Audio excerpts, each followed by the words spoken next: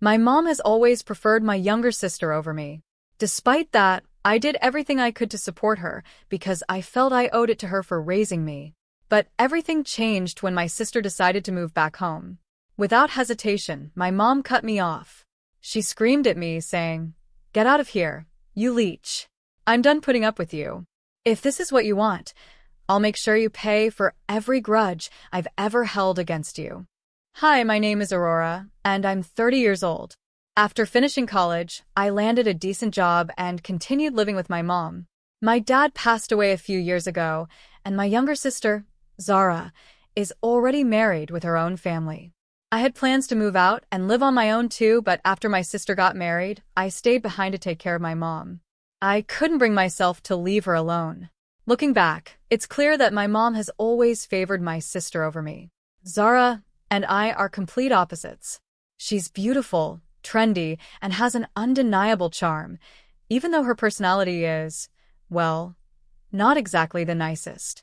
But somehow, she manages to hide that under her good looks, making her appear perfect to others. In contrast, I'm more serious and straightforward, which never seemed to impress my mom the way Zara's charisma did. After Zara got married and moved out, my mom constantly complained about me. She would say things like, "I wish I were living with Zara instead of you. Why does Zara have to be so pretty, and you, well, you don't have anything to offer? I'm so tired of seeing your face every day." Oh, how I miss Zara. It hurt to hear those things, especially since I was the one working to support both of us financially. My mom didn't appreciate any of it. "Mom, I know you think Zara's great, but you don't need to put me down like that." I finally snapped one day. But instead of calming down, my mom got even angrier. "If you were half as good as Zara, I wouldn't have to deal with you like this every day," she shouted. "You don't even have any real problems. We've been living here together ever since your dad passed away, and now you're trying to act like you're doing me a favor?" I didn't mean it that way. I tried to explain. "I'm here because I have no choice. If Zara hadn't gotten married, I wouldn't be living with you." "Humph," my mom scoffed. "That's enough. We live in a house that was rebuilt shortly before my dad passed away. Although the house is in my mom's name, I'm the one who has been paying off the remaining loan. Yet, she constantly compares me to Zara and criticizes me in every possible way. I was reaching my breaking point, living with a mother who made me feel unwanted every single day. Still, I couldn't give up on her, and there was a reason for that. When my dad died, my mom was devastated. She cried for days, barely ate, and was so weak that everyone was concerned about her. I felt an overwhelming responsibility to take care of her. I told myself that I had to step up and support her, not just as her daughter, but as the eldest in the family. For my dad's sake, I promised myself I would protect her, no matter what. Even though her words and actions hurt me, I couldn't bring myself to hate her entirely. She was the only parent I had left. Then, one day, out of the blue, my sister and her husband showed up at our house. As soon as Zara saw my mom, she burst into tears and said something that shocked me. "Mom, we're struggling. We're having a really hard time making ends meet," she sobbed, and my mom's face immediately filled with concern. "What's going on?" my mom asked. "Well," Zara started, "my husband just lost his job, and we can't afford our rent anymore." My mom's eyes widened. "Oh no, that's awful. I don't know what else to do. I really need your help, Mom. Can we stay with you for a while?" Zara pleaded. As soon as she said that, I knew things were about to take a turn for the worse. But before I could say anything, my mom jumped in with an enthusiastic, "Yes, of course. My precious Zara is in trouble? Of course, you can live here." Zara's face lit up, and she hugged my mom. "Thank you, Mom. I love you so much." My mom beamed with joy, clearly thrilled by the idea of having Zara back. They had made the decision without even consulting me, as if my opinion didn't matter. Feeling frustrated, I spoke up. "Wait a second, Mom. I live here too. You can't just invite them to move in without asking me." My mom turned to me, her expression blank, and said, "So what?" I was stunned by her response. "Mom, 2 more people are going to move in just like that? Where am I supposed to go? I have my own room." I don't care what you think, she interrupted coldly. This house is in my name, remember? That's true, but I started to argue, but she cut me off with a heavy sigh. If you don't like it, Aurora, then maybe it's time for you to leave. Her words hit me like a ton of bricks. What? Are you serious?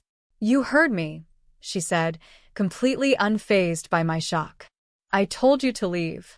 From the start, you were nothing more than a stand-in for Zara in my life, you know.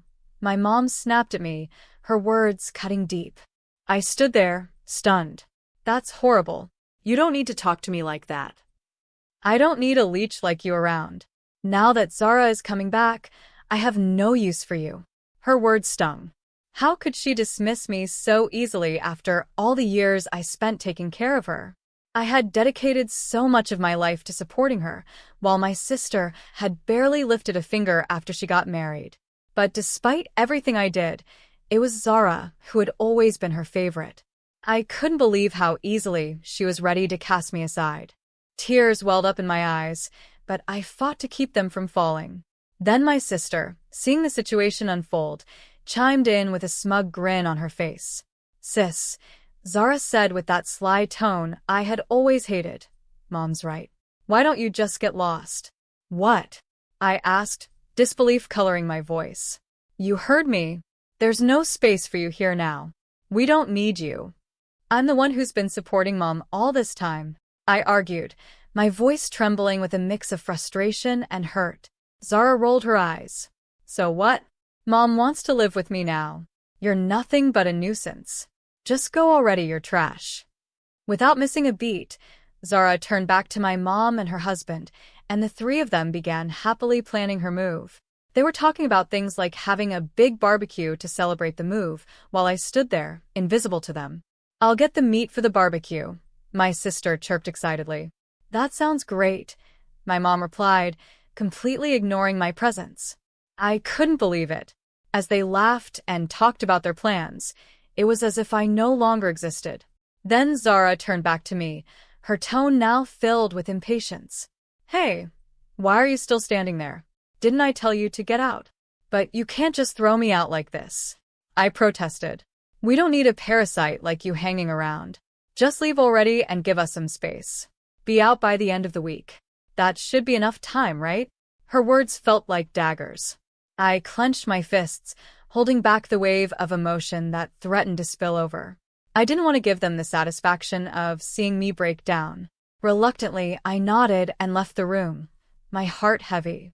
As if that wasn't enough, while I was packing, I overheard my mom and Zara planning a vacation. We'll be gone for a few days, my mom said. Just make sure you're out by the time we get back. Those were her final words to me before they left the house. To her, I was nothing more than a burden. Something to be discarded now that Zara was back in the picture. I had tried for years to be the good daughter, but now I realized that no matter what I did, it was never going to be enough for my mom. I was done feeling sorry for her. The sympathy I had once felt for her was gone, replaced by a burning desire for revenge. And so, with a new resolve, I took action. I contacted a moving company immediately and made arrangements to move out as fast as possible while my mom and sister were away. The movers arrived, curious about the situation. Are we taking everything?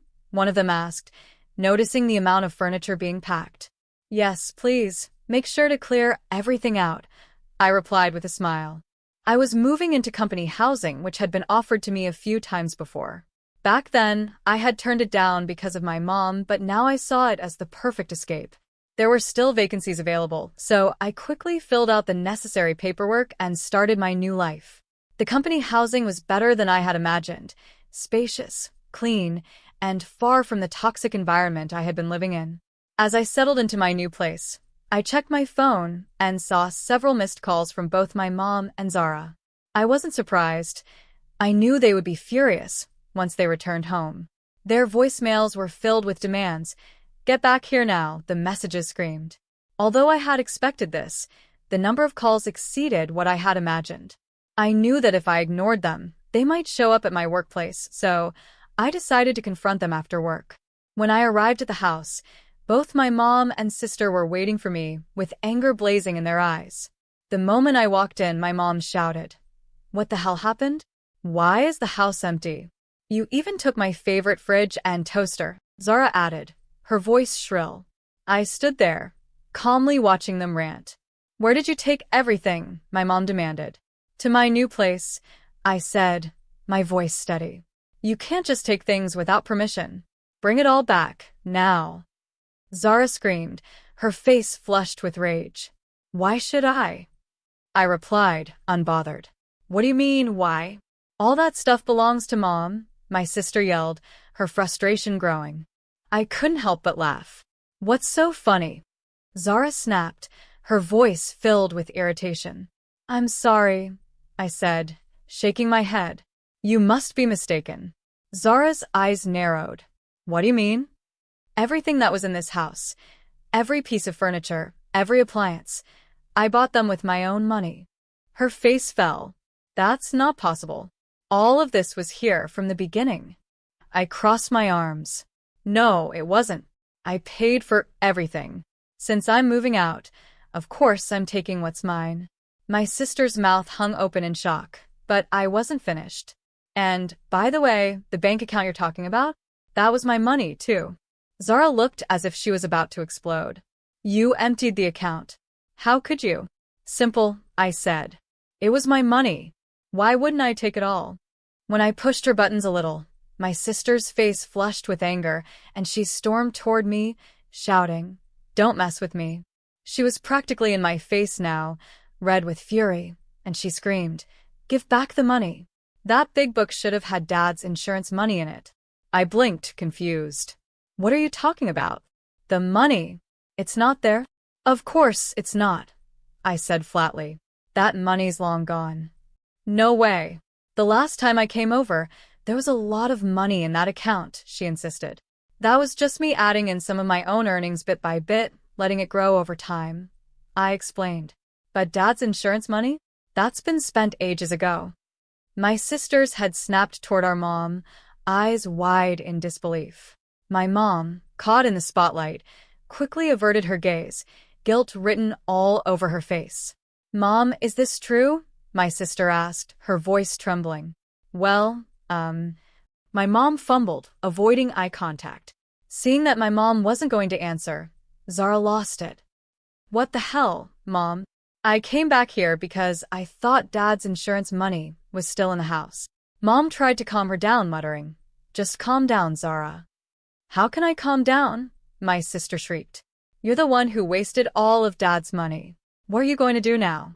I just wanted us to live together again and be happy," Mom mumbled. "You came back because you wanted to live with me, right?" Zara's response was sharp and bitter. "Are you kidding me? I only came back because I needed to pay off my debts." "Debts," I repeated, and as the conversation unfolded, I learned the truth. My sister and her husband had gotten themselves into deep trouble with gambling. They owed a huge amount of money and had returned, not out of love or family bonds, but to grab what was left of Dad's insurance payout to clear their debts. Worse yet, they had gambled more in a desperate attempt to pay it off, only to sink further. Eventually, her husband lost his job due to corporate downsizing, leaving them with no income and nowhere else to turn. It was only now that my mom realized how she'd been played. She had forced me out of the house on a whim to make room for Zara, without understanding that they were using her. This was the result of her poor judgment. "Well, now you understand, right?" I said, my voice steady. "There's no more insurance money here. All that's left is the mortgage on this house." Without warning, Zara burst into tears and ran toward me. "Wait, sis, please. My husband and I are buried in debt. We can't pay the mortgage on top of that." "That's not my problem," I said coldly. "Let's figure this out together. You can live with us and help out, just like before." I let out a short, bitter laugh. "Oh no. I didn't know you had fallen this far. Besides, Mom always wanted to live with you, didn't she?" "Wait, no, please don't leave," Zara pleaded, desperation lacing her voice. "Yes, Aurora, stay," my mom added, her tone softer now. "We'll make it work, I promise." I shook them off, no longer willing to entertain their pleas. "I've supported you, Mom. in this house my entire life. I even paid for the mortgage, yet you threw me out the moment Zara showed up. You called me a parasite, and now you want me to stay and help? You must be joking. Zara isn't a cute little sister. She's a leech, a human parasite, and I won't be part of this mess anymore. I turned to leave, my final words hanging in the air. You two will have to live with the debt yourselves. I'll never come back to this house again. As I walked out the door, I could still hear my mom and Zara calling after me, but I didn't stop. They clung to me until the very end, but I had no reason to listen anymore. I was done. Almost a month has passed since then. My mom and sister, realizing their mistake, started working part-time jobs just to scrape by. Even with both of them working, it wasn't enough. In the end, they had to sell the family home and move into a small, cheap apartment. Life there wasn't pleasant. They fought constantly, blaming each other for their situation. Zara would snap, "Mom, if you hadn't thrown Aurora out, I could have used her help." And my mom would retort, "I did it to make space for you two. You said you wanted to live with me, but all you cared about was the money." Their arguments grew more vicious by the day. Neither of them could survive without money, and without me, they had nothing. The three of them, my mom, Zara, and her husband, barely had enough to eat most days. They couldn't even afford new clothes. Meanwhile, my life had completely turned around. Moving into company housing was the best decision I'd ever made. My commute to work was shorter, and I had more time to relax and focus on myself. Looking back, I realized that being kicked out of my parents' house was the best thing that could have happened to me. I'm living a fulfilling, happy life now, and for the first time in a long time, I'm thinking only about my own happiness. So, in a strange way, I'm grateful that they pushed me away. It gave me the freedom I needed to live a better life.